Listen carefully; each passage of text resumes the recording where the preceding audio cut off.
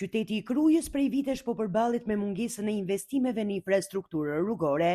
Aksi që lidh Fushkrujën me qytetin historik të Krujës, një segment prej rreth 11 kilometrash, vijon të mbetet problematik për drejtuesit e mjeteve dhe turistët që vizitojnë zonën. Në segmentin e njohur si Krast, rruga gjarpëron mes kthesave të shumta dhe pishave shumëvjeçare, duke ofruar një panoramë të veçantë natyrore. Megjithatë, bukuria e peizazhit zbehet nga amortizimi i rrugës dhe nga gropat e shumta që shoqërojnë udhëtimin deri në qytetin e Krujës. Ti verifikoje vetë nga rruga nga lagji Zinxhineli deri në qendër qytetit. Verifikoje jush më tepër se 5 km rrugë nuk është. Gropa bëhen me pak shpenzime, me përkushtimin e bashkisë, edhe njeriu edhe çakulli bëhet i mirë, bëhet i këndshëm. Edhe më problematike paraqitet situata në hyrje të qytetit, ku dëmtimet e rrugës janë më të dukshme.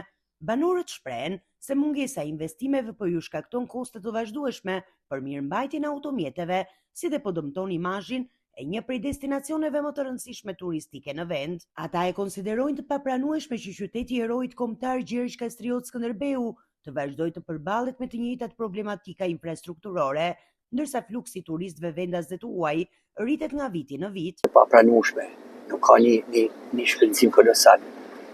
Një 2 metra kub bitum duhet me mbyll me shtru gropat, me shtru me kalu të verës se sa ka fillu sezoni. Ndërkohë, sipas banorëve dhe sipërmarrësve vendas, investimet më të dukshme në Krujë po realizohen nga sektori privat. Projekte të ndryshme kanë krijuar vende të reja pune dhe kanë nxitur zhvillimin e bizneseve lokale, duke kontribuar në ekonominë e zonës.